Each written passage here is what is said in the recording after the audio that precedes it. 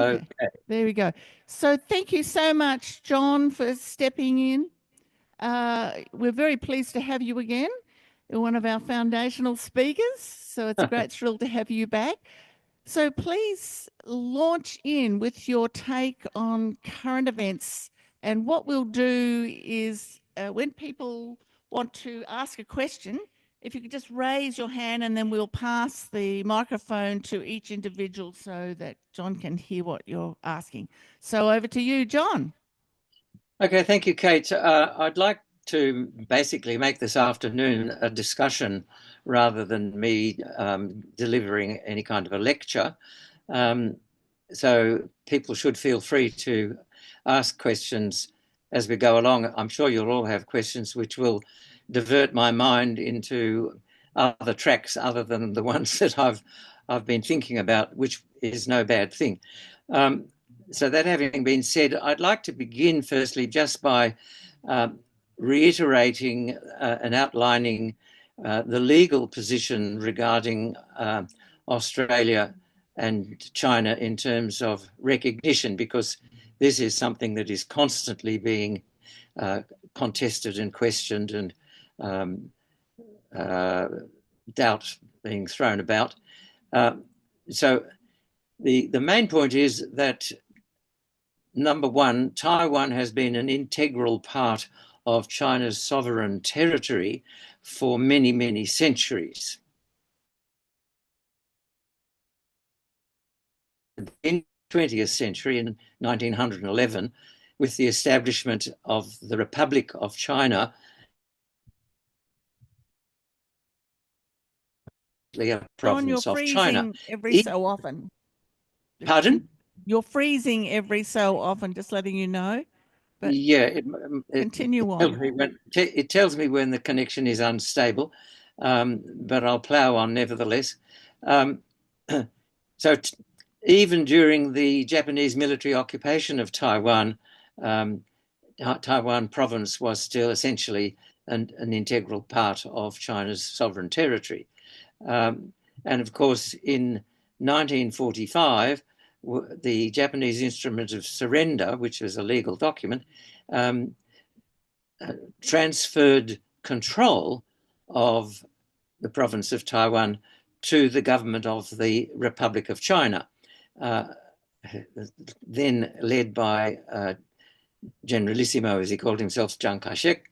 And Australia, of course, had diplomatic relations with the Republic of China. We had diplomatic representatives in China during the war, during the Second World War, and our recognition of the Republic of China was on the basis that the province of Taiwan was an integral part of China's sovereign territory. Then came the Civil War, and eventually, by 1949, the People's Liberation Army had succeeded in driving Chiang Kai-shek to the province of Taiwan, where he set up the government in exile, almost, although still within China. So the Republic of China was then administered from Taipei, and Australia continued to recognize the Republic of China on the basis that Taiwan was an integral part of China's sovereign territory, right from 1945 all the way up to 1972, when we transferred recognition of government to the government of the People's Republic of China. So I think it's important to understand that the sovereign territory of any nation doesn't change when there's a change in the system of governance, and certainly does not change when there is a change of the party in power that is exercising the system of government. They're really three separate concepts. It would be to argue that the creation of the People's Republic of China, whilst the Republic of China was still located in Taiwan, meant that there were two separate countries, would be tantamount to saying that if Australia were to change its system from a monarchy to a republic, that some part of Australia would cease to be part of Australia. Australia's sovereign territory will not change when there's a change, if there's a change in the system, and it certainly doesn't change if there's a change in the government. And the same is true in China. So when Australia was negotiating for the recognition of the People's Republic of China, we briefly attempted to persuade the representatives of the People's Republic of China that they should accord Taiwan some form of separate status, which would enable it to continue to maintain representation in international organizations. Both the government of the People's Republic of China and the government of the ROC on Taiwan insisted that that was an unacceptable proposition. In the case of the nationalist government in Taipei, it would, of course, have resulted in them having to abandon their claim to be the legitimate government of the whole of China. And so, of course, they rejected it, just as the government of the People's Republic of China rejected it. So we very quickly had to abandon that aspiration and agree to the formula of recognition, which was published in the joint communique between Australia and the People's Republic of China. In that joint communique, it states that Australia recognises the government of the People's Republic of China as the government of the whole of China. And it then goes on to say that it acknowledges the position of the government of the People's Republic of China that Taiwan is a part of China. There have been those recently who've argued that acknowledging means that we didn't actually recognise that Taiwan was an integral part of China's sovereign territory, notwithstanding the fact that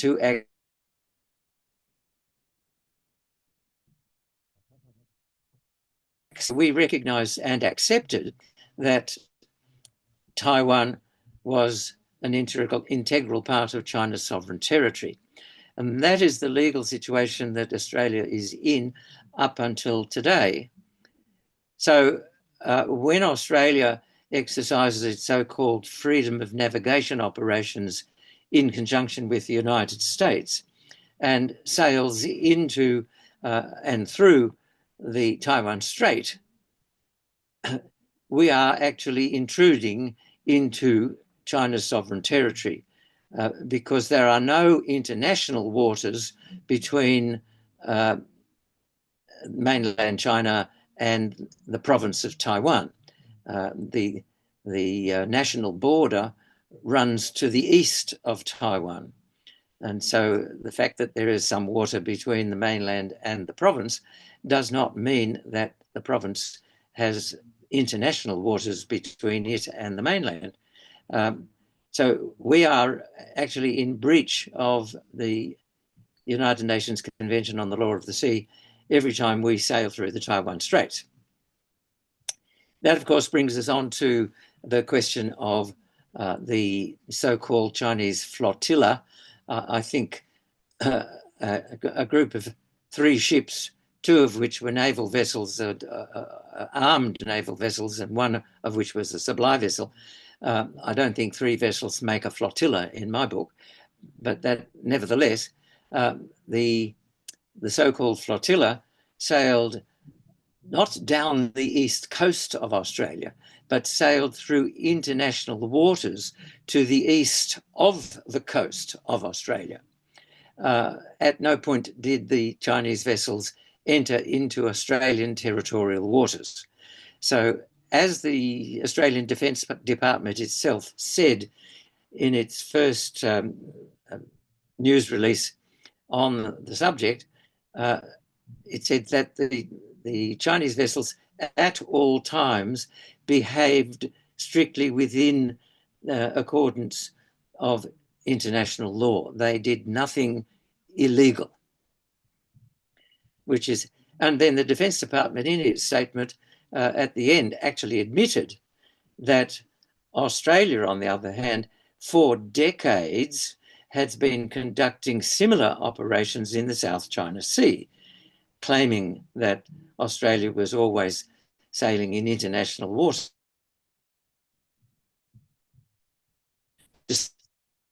that Australian vessels had sailed through the Taiwan Straits on a number of occasions. So, in breach of international law in our operations in the South China Sea, both naval and air operations, whereas the Chinese vessels were not. The other thing which should be noted is that the Australian so-called surveillance aircraft, the Poseidon aircraft, drop sonar buoys into the waters which are designed to detect any submarine movement by China, particularly any movement by China into international waters heading out into the Pacific. And they are specifically designed to detect, identify, and target for destruction any Chinese submarine that moves beyond China's immediate vicinity. So our actions are posing a very significant threat to China's ability to maintain nuclear deterrence against a possible nuclear attack by the United States, which for many years China has perceived as a distinct possibility. In fact, when Chiang Kai-shek fled to Taiwan, the United States was offering the Republic of China its protection and warned the People's Republic of China that if they pursued and attempted to defeat them on Taiwan, the United States would use nuclear weapons against China. So the nuclear threat against China from the United States has gone on from the 1949-1950 right up to the present day. So again, those analysts who say, well, China has been massively increasing its nuclear arsenal, and that poses a significant change and a threat to the security of the Indo-Pacific region and therefore a threat to Australia, are completely ignoring the fact that the United States nuclear arsenal is many, many, many times larger than China's. And unlike China, the United States has never agreed to a no first use policy, whereas China has. So from China's perspective, the threat of war in the South China Sea, or indeed the East China Sea as well, is coming from the United States, not being provoked by China. And I think there is quite a lot of validity to that perspective, because ever since 2011, when Obama announced the famous American pivot to Asia, more than 60% of the United States naval forces have been stationed in the international waters just off the coast of China, clearly positioned to be able to blockade China's major trading ports in the event of a war. So I think it's very easy to understand from a Chinese military planner's perspective that they would be feeling very nervous about what the United States is up to in their own front yard, right? Not even their backyard. And of course, the United States also has many land bases all around China, including 9 in the Philippines, I think something like 80 large and small in Japan, military bases in South Korea, and of course, plenty of military bases now in Australia. I'll get on to that point in just a moment, but I would characterize the Chinese vessels sailing around Australia. I think they did, in fact, completely circumnavigate Australia, is a very gentle and quite friendly warning or caution from China to demonstrate that if Australia were foolish enough to follow the United States' demands and engage in a military conflict with China, that China does have the capability to bring the war to our doorstep, and that Australia would in fact not last very long in such a circumstance.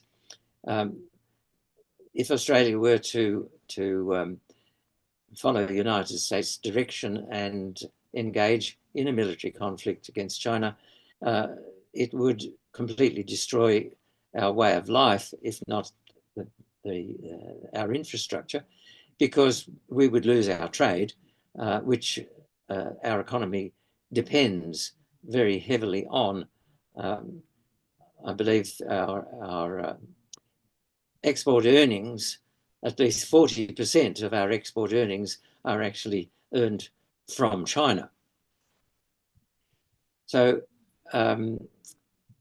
I didn't read, and indeed I don't think the Australian Defence Department itself read the Chinese action as any really evident threat.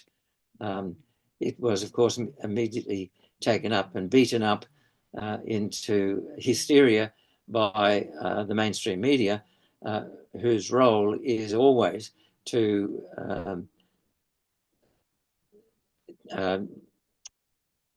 stimulate the irrational fear of China, largely to manufacture consent for Australia eventually going to war.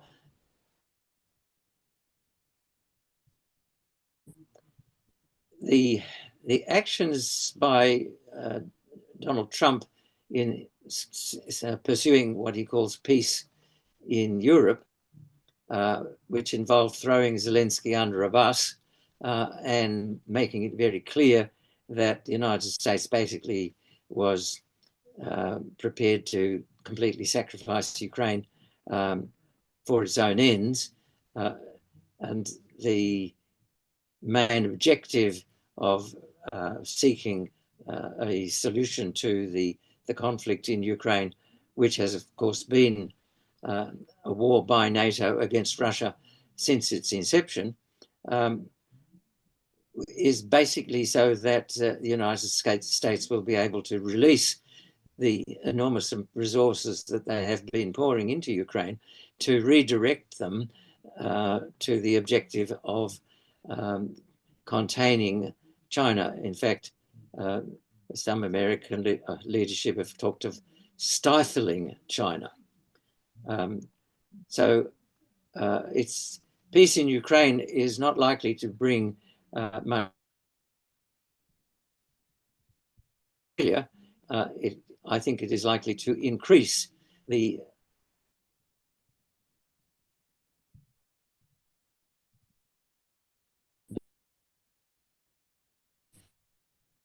they have made it very clear in their national defence strategy, I think I mentioned in my visit to Perth, that the main objective of the United States is to contain China, which they see as the #1 threat to American supremacy. In order to do that, and in order to avoid getting the United States involved in a nuclear war, that the United States will not directly engage its forces against the forces of another nuclear armed adversary, but will conduct the war by proxy. And the United States for the last several years has been extremely active in building up its proxies, what it calls the network of alliances from Japan through South Korea, Taiwan, the Philippines, and Australia. And Australia, I think, to its great detriment, has foolishly but enthusiastically gone along with this American objective. And we have stated on a number of occasions that, yes, we join the United States in upholding the international rules-based order, which is another way of saying that we support maintaining United States dominance in the world. No other country in our region, not even Papua New Guinea or the Solomon Islands, both of which are the closest to Australia, no country in our region has adopted a policy of hostility towards China. They have all pursued a policy of seeking a mutually beneficial and productive modus vivendi with China. So we see the Indonesia, for instance, engaging China in building the high-speed rail from Jakarta to Bandung and eventually further on. The Indonesian government decided to ban the export of nickel ore and to process nickel ore in Indonesia, and to that end it engaged a Chinese company to build a nickel ore smelter in Indonesia. So there's plenty of infrastructure and economic cooperation between Indonesia and China. And of course, we've now seen Indonesia joining as a plus member of the BRICS plus, Brazil, Russia, India, China, and South Africa, plus 10 other countries. I think the fact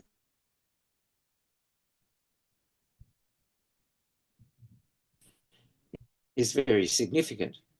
And in my own opinion, I think that Australia would do far better in terms of securing its economic and strategic security if it were to likewise join BRICS, rather than continue to double down on the alliance with the United States.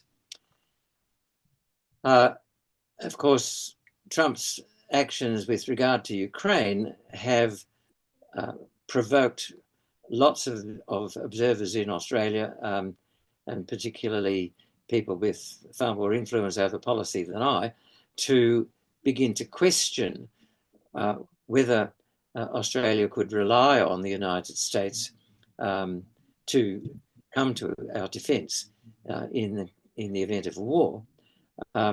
And of course, Trump has further demonstrated his complete insouciance for Australia's interests with regard to the imposition of his so-called reciprocal tariffs, putting 25% tariffs on Australian steel and aluminium, which, despite all the pleas by the Albanese government and appeals to Australia's long-standing loyalty to the United States, these were treated as irrelevant claims as far as Trump was concerned, that he was not interested in what Australia's interests might be. He was only interested in the United States' interest in rebuilding its strength as a supreme economic as well as military power.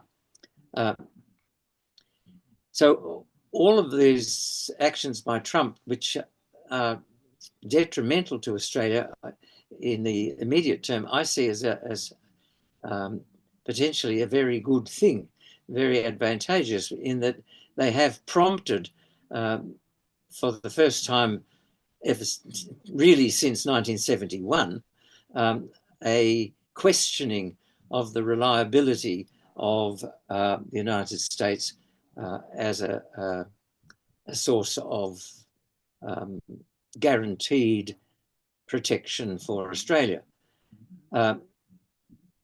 It's worth noting, of course, that even during the whole period of the last 30 years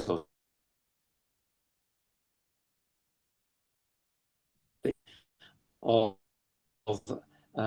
Australia's security and protection, the United States has never seen it that way.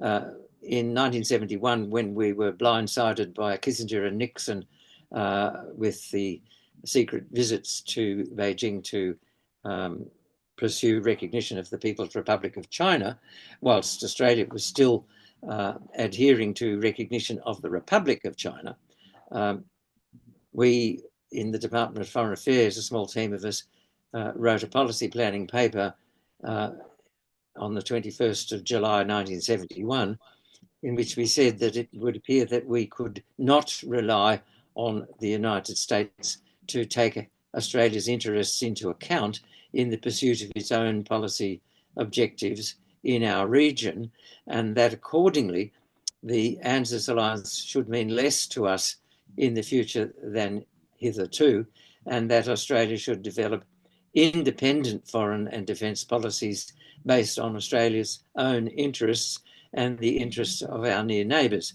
Now, that was a view that those of us working on these matters back in 1971 developed. It was very vehemently rejected by the then Australian ambassador to Washington and never really saw the light of day. So it was never a policy that was put forward for serious consideration by the government of the day, and never became national policy, which I think is unfortunate, because exactly the same view has now been expressed by people like James Curran at the University of Technology, Sydney, and he's a professor of economics and economic relations with China. And he said exactly the same thing in an article he wrote quite recently, that we need to rethink our alliance and possibly to move away from slavish dependence on the United States, because it's appearing more and more that we cannot, in fact, trust the United States to automatically defend Australia in all circumstances. But even many of those who argue that Australia should, in fact, move away from the intimate integration of Australia's defence forces with the United States defence forces, and become a little more independent and to focus more on the defence of Australia, argue that Australia needs to spend vastly more of its resources in building up its defence forces on what I consider to be a false premise. And that is on the premise that China is a threat to Australia, and Australia needs to develop its own capability to deter China. It is impossible, trawling through public statements by Chinese leadership, policy documents published by the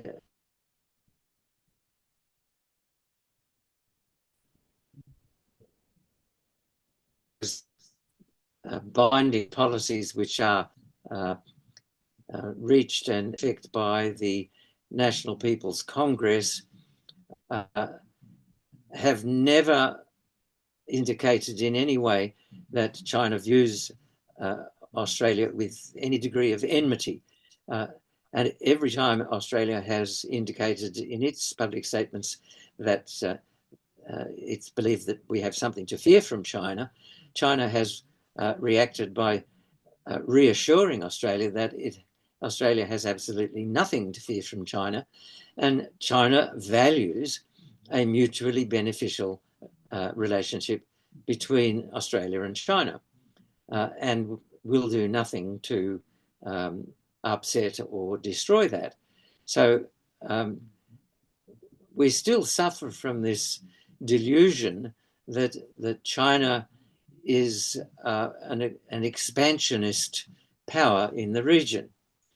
And there is nothing in China's history going all the way back thousands of years to indicate that it is fundamentally expansionist in nature. It should be remembered, of course, that in the Tang dynasty, which is a very long time ago, and long before Australia was settled by white invaders from Europe, Chinese vessels were sailing to Australia, trading with the people they found in Australia, and sailing back home again. There is no indication in history that Chinese ever sought to establish colonies in Australia, or indeed in any other country in our region. And of course, the Tang dynasty ships were sailing all the way to Africa to trade. And across that vast distance of the globe, you can't find any firmly established, officially claimed Chinese colonies. So the whole argument that China is aggressively expansionist, I think, does not hold water. It's always the Taiwan question is always adduced as evidence that China is becoming more aggressive because China has been more frequently conducting military operations in Taiwan. But these exercises are always in reaction to any step by the authorities in Taiwan that might indicate a potential to move towards declaring independence, because the People's Republic of China has always had the policy that it wishes to pursue the peaceful reintegration of the people of Taiwan into the life of the nation, but that it reserves the right to use military force to prevent the province of Taiwan from seeking to separate itself from China's sovereign territory and declare independence. The United States, of course, has latched on to that stated commitment by China as a means of potentially provoking a war in the East China and South China Seas, involving China on the one hand and Taiwan and its network of supporters, including Australia, on the other hand. The aim of the United States is to bog China down in a long drawn out military conflict, which would derail its economic development and impede its ability to develop infrastructure cooperation with the rest of the world. This is not my opinion. This is what they've stated in their policy documents.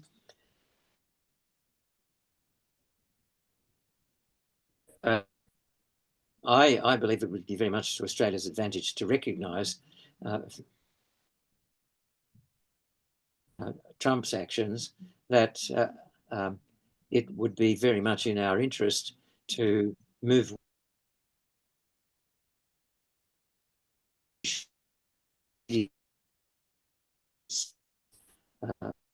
on defence policies and focus much more on our own national interest, independent of any interest that the United States might have, which, given the way Canada has been reacting to Trump, would seem is a perfectly feasible objective, because Canada has been responding to Trump's moves to put punitive tariffs on Canada, to move away to diversify its markets in the rest of the world, and reduce its dependence on selling goods into the United States. And of course, numerous other countries are doing the same thing. And China in particular has been increasingly less dependent on the market in the United States for all kinds of things that China exports. So that, I think, deals with all of the topics that were actually advertised as being matters for discussion today. So I'd be very happy if anybody has any questions that might sort of open up some other angles. Thank you very much, John. Yes, we have our first question. How about if I try and talk into this? No. Oh, the microphone's off. Oh, right. Okay. No worries. Okay, John. I just have a couple of questions which are, I suppose, are tangential to what you've said. I'm wondering if the Republic of China government in Taiwan is still claiming to be the true government of all of China, and what attitude does that regime have to that notorious dotted line map of the South China Sea, right? Now, originally that dotted line map arose in 1938, I believe. The Australian government accepted that was the territorial claim of China. Now, there were 11 dots on that map then. Now there are 9 because the People's Republic... Now it's the 9-dash line. Sorry, what was that? I was just going to say the main points to make on what you have just raised is, of course, that the 11-dash line was set out by the Republic of China at a time when the government of the Republic of China was still legally the government of the whole of China, including the mainland. And not only did they set out the 11-dash line in the South China Sea, setting out their territorial claims there, they also drew border lines, land border lines in the southwestern, west and northwest side of China, which claimed more territory than the present government of the People's Republic of China, which had reduced the extent of the land claims in the west and reduced the 11-dash line proposed by the Republic of China to a 9-dash line. The most significant aspect of which was to change the dotted line to acknowledge a larger claim in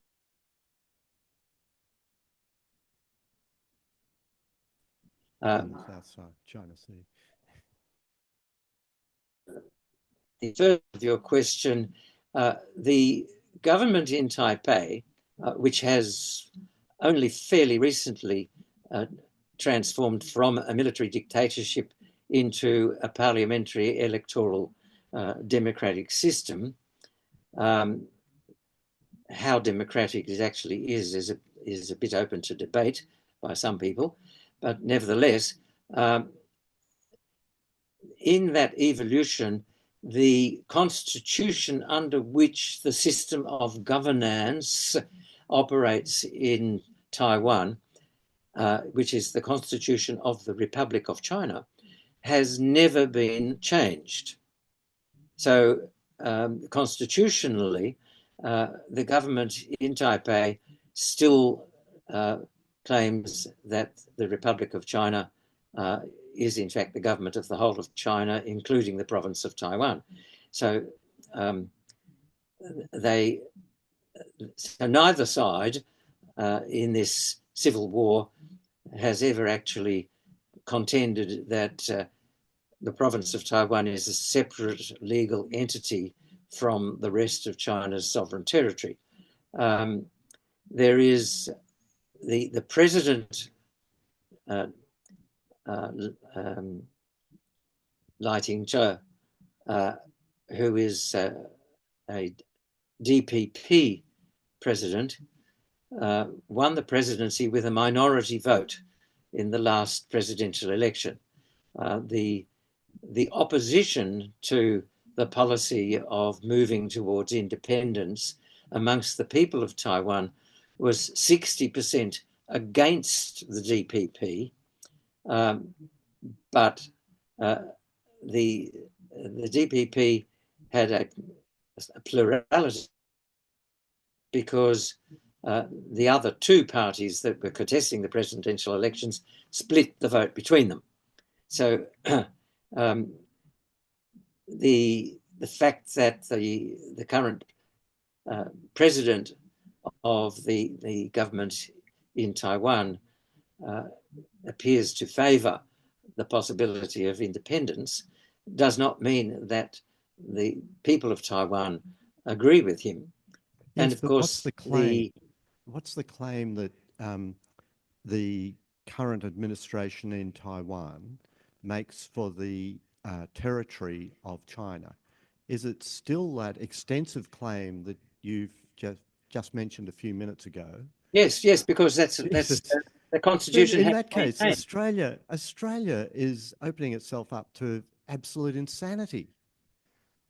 If we're, good God, I hadn't realised. Australia has kind of indicated that Australia would support Taiwan independence, and of course, the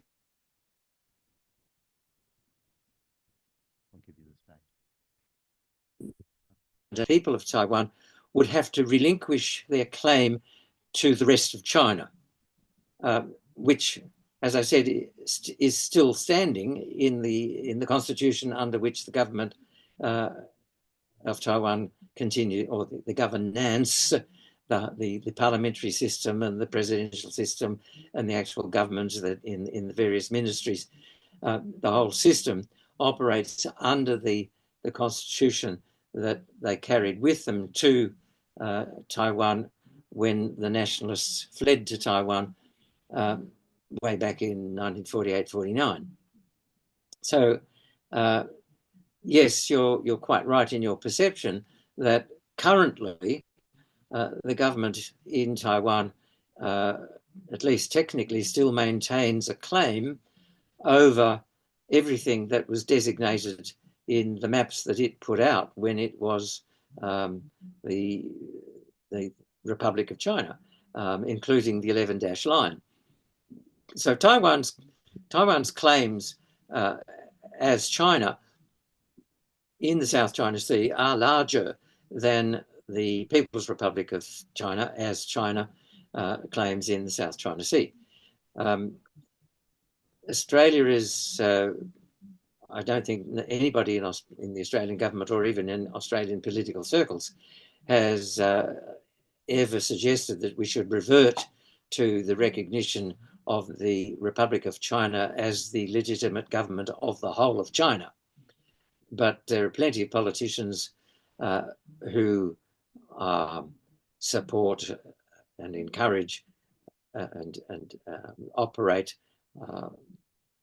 sort of at the behest of the United States to promote the idea that Taiwan should move to be a completely separate country from China, and that if and when such were to happen, that Australia would defend Taiwan's right to independence, which I think would be a fatal mistake for Australia for the reasons that I've already discussed. Because any move by Taiwan to independence will provoke a military reaction by the People's Republic of China, and any move by Australia to defend Taiwan's so-called right to independence would immediately place us in the crosshairs of the whole of the People's Republic of China's military capability. And if the United States were supporting Taiwan, it has made it very clear in its public statements, both in Washington and in congressional visits to Darwin, that Northern Australia is the epicenter for the projection of United States power in the Indo-Pacific, which immediately, of course, means that Northern Australia then becomes the epicenter for any retaliation by any country against the projection of United States power in the Indo-Pacific. So the militarization of Northern Australia and the whole AUKUS deal is, as Paul Keating said, probably the worst deal that Australia has ever made, because it is a deal in which Australia gets nothing and the United States gets everything. And just as an aside, the suggestion by, I think it was Andrew Hastie, that Australia should offer the United States privileged access to Australia's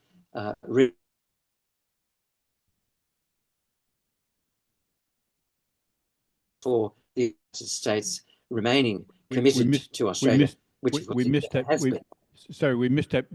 bit about the Andrew Hastie giving privileged access to something. Andrew Hastie suggested that because of Trump's inimical moves against Australia's trade and the calling into question of the reliability of the United States as an ally, Hastie suggested that Australia should offer the United States guaranteed privileged access to Australian rare earths. The response from Washington was, that's really an offer that is no offer, because Australia has already accepted designation as a domestic supplier of rare earths to the United States. So we've already given away that bargaining chip quite some time ago. So if I can ask, at every turn, really, Australia has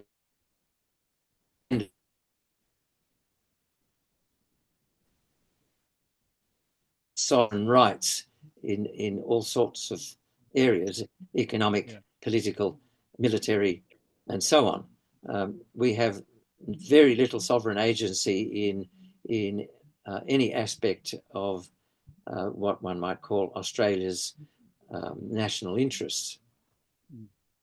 At that, if I can ask a question, you were saying that China hasn't had any territorial acquisitions over centuries, but I was by chance reading a 1980s National Geographic, and they took over Kashmir, and I think they've also taken over Tibet and Bhutan. Just wondering what your thoughts are on that.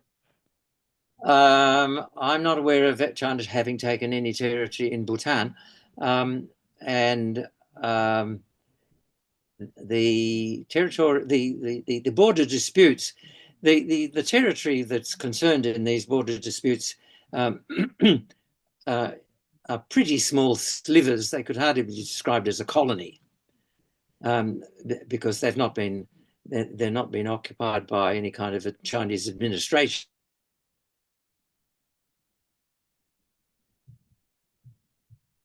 Between China and India, and sorry, we missed that last minute. The border disputes can't be described as claims over significant portions of another country's territory. They are border disputes involving fairly small slivers of land, mostly along the what's it called, the McMahon line. But it is of great significance, I think, that China and India very, very recently reached an agreement on a modus vivendi for managing their border disputes to avoid conflict. So India has done nothing to undermine its position in the BRICS, the BRICS. On the contrary, it's clearly has been eager to ameliorate its relations with China. The question of Tibet is a different matter, because back in I think it was the Sung dynasty, but anyway, a very long time ago, the Panchen Lama, who was the civil head of government in Tibet, they had a system somewhat akin to, in similar ways to Iran today, where they have a spiritual leader and a secular leader. China built a replica of the Potala Palace in Chengde, north of Beijing, and the Panchen Lama visited and resided in the replica of his palace in China, and entered into an agreement with the then Chinese government that Tibet acceded as part of China's sovereign realm. So China's claim that Tibet is in fact part of China goes back a long way in history. Tibet has sort of, in other periods, more recent,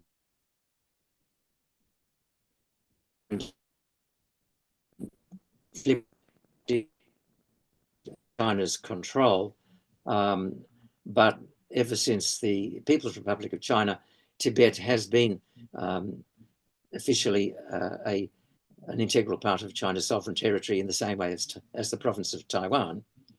And in fact, the government of the People's Republic of China has devoted an enormous amount of resources to the modernization of Tibet, the education of its people, and in fact, changing the system in Tibet away from one of feudal serfdom to something akin to a more modern society. So there are, I think, probably a majority of the population in Tibet actually is quite content with the fact that they are part of China. I don't see Tibet as being an example of Chinese expansionism, unless you want to go back to pre-Sung dynasty and say, well, that was when China expanded. You can go back to the Han dynasty and follow China's history through, and you can see various periods where the Chinese empire expanded, but really since, at least for the last 200 to 300 years, China has made no move to expand in any direction. Various countries have, of course, tried to bite off large chunks of China, not the least Japan, who took the whole of Manchuria in the 1900s, and indeed they also took Taiwan in 1895 and held on to it for 50 years. But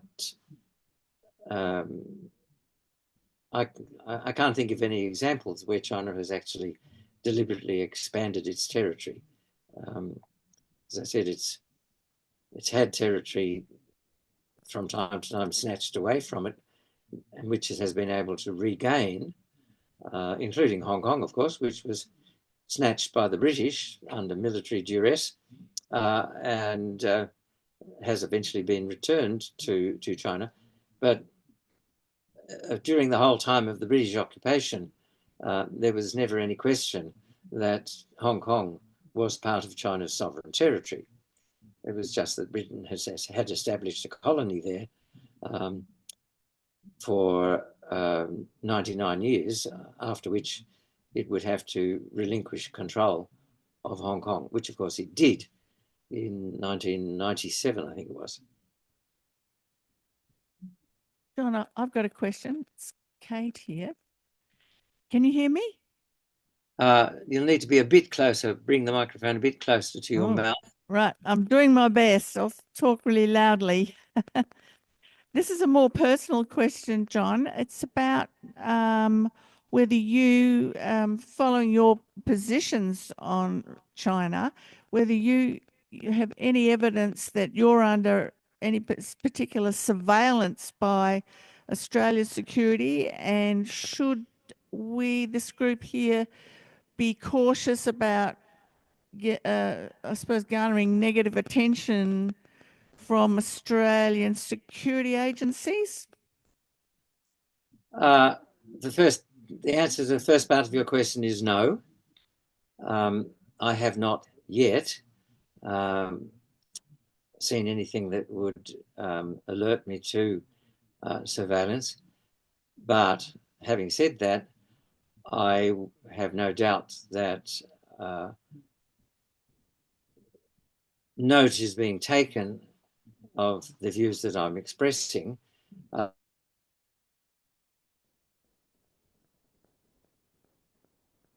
And the intelligence agencies would consider of very small significance, because I don't have a wide circle of influence. So yes, I think there is always potential for me to come to the attention of the intelligence authorities, and possibly to have some efforts to silence me may be implemented sometime. But likewise with your group, the same thing is true. Yeah, I think any group, any individual or any group that propounds views which are contrary to the official narrative is likely to receive unwelcome attention from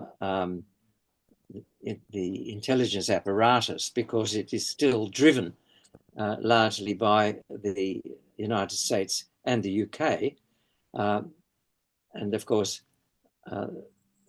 that is driven by the United States foreign policy imperative of containing China, as they call it, of attempting to block China's rise and to prevent it from becoming able to contradict the United States dominance in world affairs. I think that really it's incumbent upon all of us to, nevertheless, despite the possibility of some pushback, to be speaking out I think the atmosphere in Australia now for public pushback and pushback by small and large groups, what one might call social groups, the non-official associations of like-minded people, the atmosphere now for people to be able to speak out and push back against the official policy line is greater now with Trump's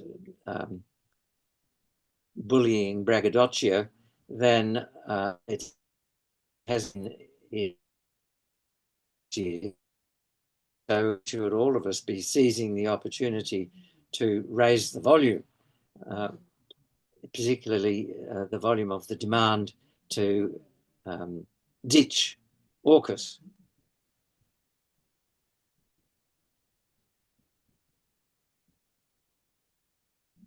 Any more questions?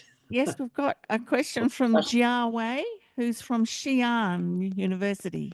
Here he is. Thank you, John. Thank you for your speech. And I have a question. With global economic instability and the US reshaping supply chains, will Australia change its strategy of relying on the US for security and China for trade, and becoming less confrontational and more practical in policies?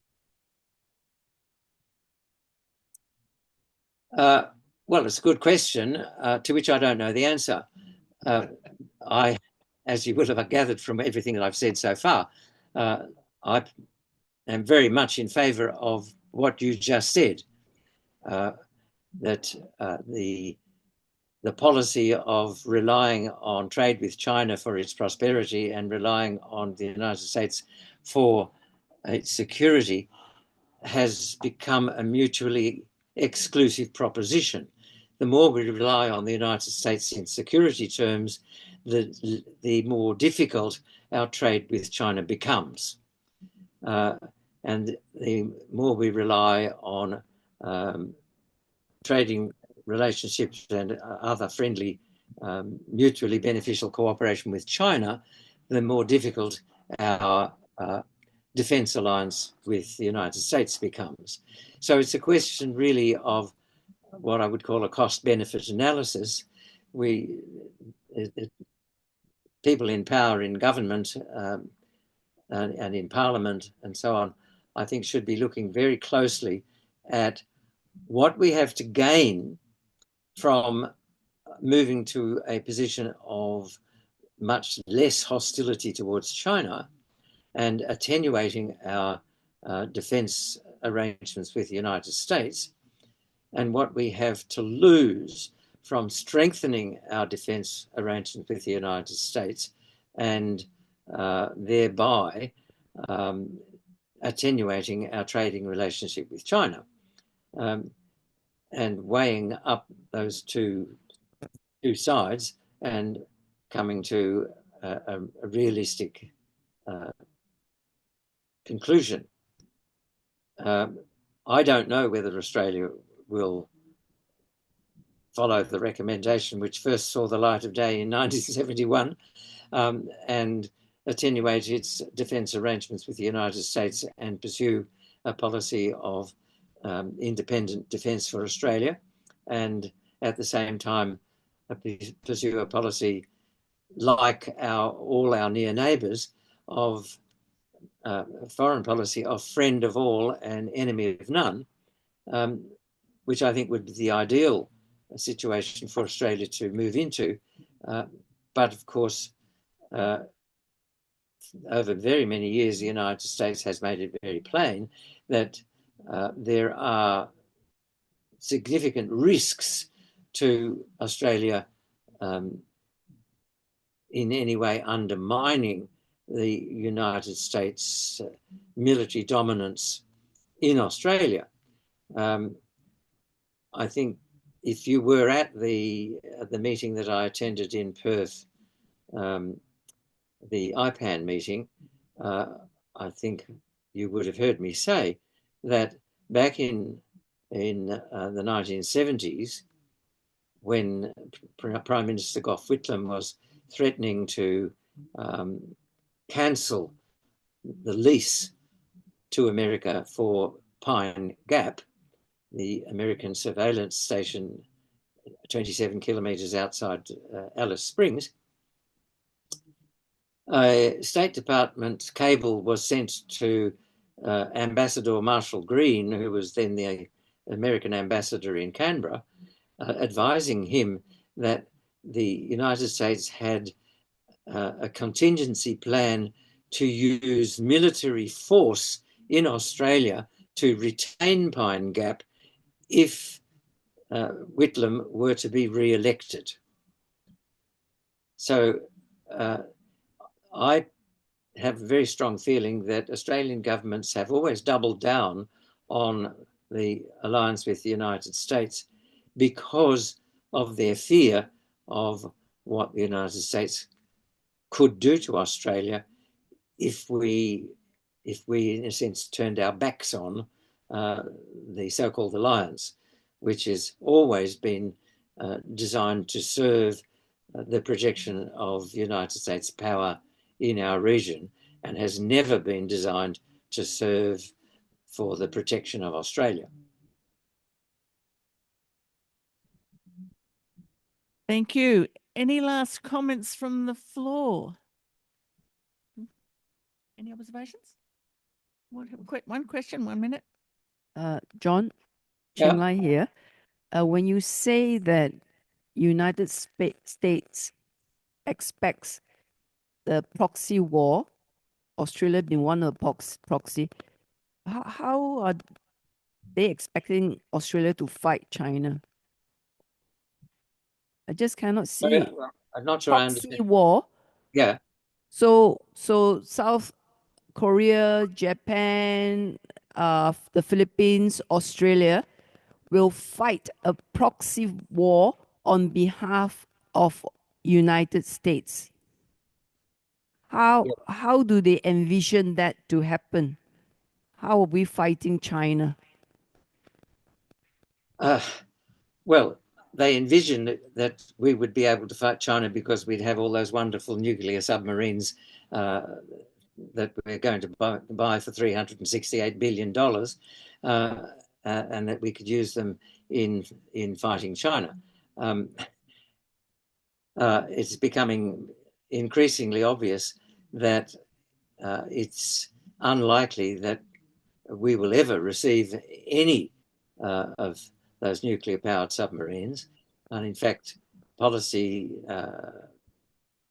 planners amongst the warmongers in Washington are now saying that a better option would be for the United States to simply operate its own nuclear power submarines out of bases in Australia. So to get to your question about how would Australia be able to fight in a proxy war against China, well, of course, partly it's because we would be, in fact, allied with all of those countries you mentioned, and in fact also allied with Taiwan, which is the principal proxy. But I think the method for the conduct of the war would be the same as we have seen in Ukraine, that the United States would keep feeding into Australia and the other partners in the network of alliances directed against China all the material and financial support that it could muster, but it would be Australia and Japan and the Philippines and Taiwan itself and South Korea and its troops that would be in the direct firing line in any land or sea battles that would take place. How long Australia would be able to survive in such a conflict is a bit of an open question. We just don't know. That would largely depend on how far the United States would be able to go in constantly resupplying Australia in order to continue the war. And we've seen with Ukraine that there is a limit to the United States' ability to simply keep fueling a country to continue fighting a war against a much, much larger and more powerful adversary, which is why Trump has decided to write Ukraine off as a useful military tool and to move to a policy of seeking a settlement with Russia and endeavouring to, at the same time, gain control over at least a very large portion of Ukraine's resources. And I said more than 3 years ago that I saw the United States pursuing the same strategy with regard to Australia, that the United States would use Australia as the spearhead for conflict against China, and also at the same time seek to gain control over crucial resources that Australia possesses. In the case of Australia, it's taken the latter course first, in that the United States has been securing control over Australian resources, mineral, agricultural, financial, industrial, all of those different aspects of our economic strength have become more and more and more under United States control. So having achieved that, they could then move to using Australia as a cover, as a proxy for the war over Taiwan in the South China Sea. But that, of course, presupposes that the United States would be successful in manipulating Taiwan into declaring independence from China, because that is the only circumstance in which China would use military force. And the prospect of Taiwan actually moving or attempting to move to independence seems to have decreased rather than increased when you look at the reality of the political situation in Taiwan. The DPP may have the presidency, but it does not control a majority in the legislative yuan, the parliament of Taiwan. So being able to move to a de jure declaration of independence seems to have significantly diminished. So I think a more likely possibility that the United States seems now to be pursuing is the potential for conflict between China and the Philippines. And I said more than a year ago, I think we should remain on the alert for a possible false flag operation similar to the Gulf of Tonkin back in the time of the Vietnam War, which was used as the excuse for the massive escalation of the United States involvement in Vietnam in the attempt to prevent the so-called spread of communism.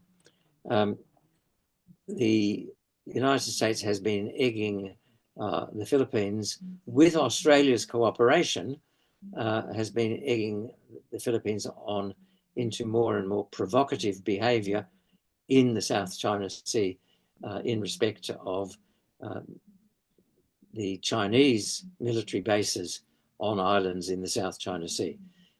The Philippines, of course, has bases as well.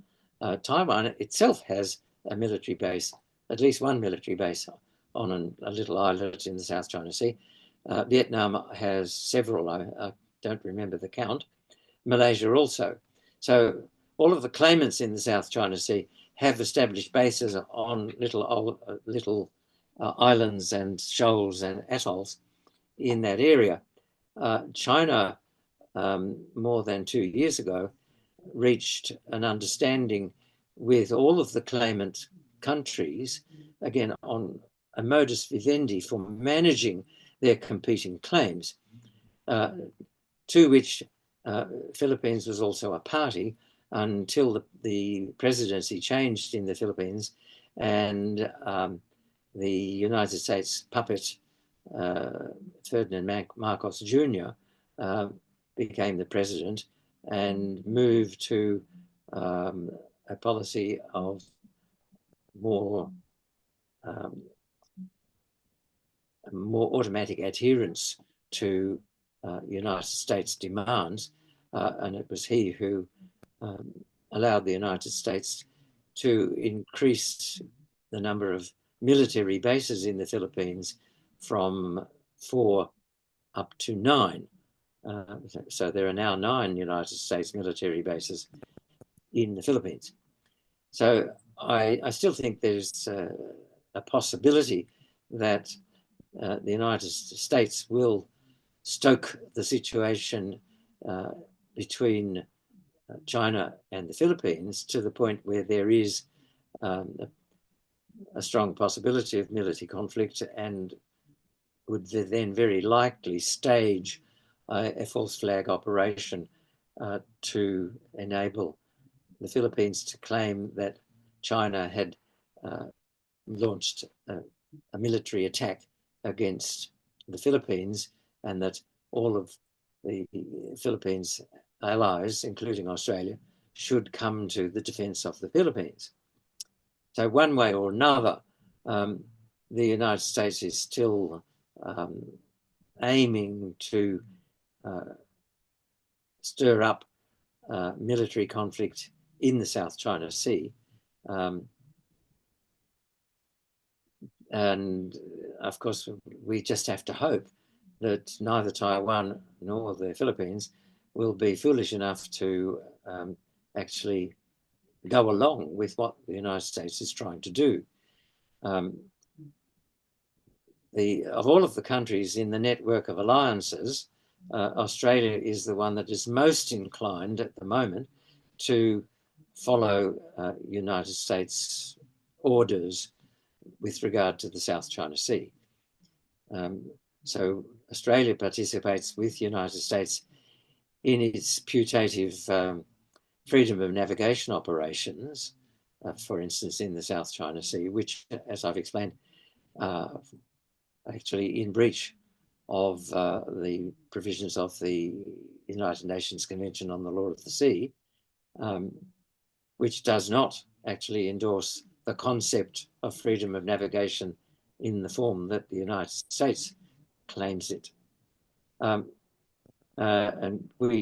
Australia participated in large numbers. I think it was 10,000 Australian troops were engaged in a joint exercise with the Philippines and the United States in the South China Sea in about October last year.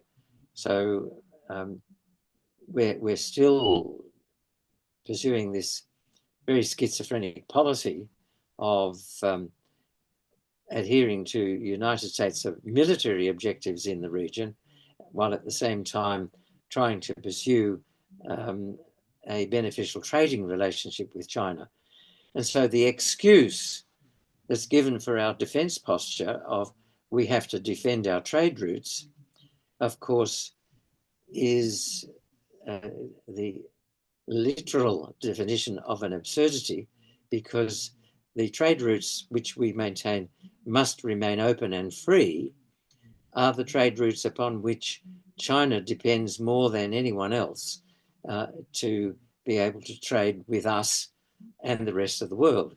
So we have put ourselves in the position of saying we have to fight China in order to keep open the trade channels that we need to have to trade with China, which is a completely ludicrous proposition. Well, that is a great note to end on.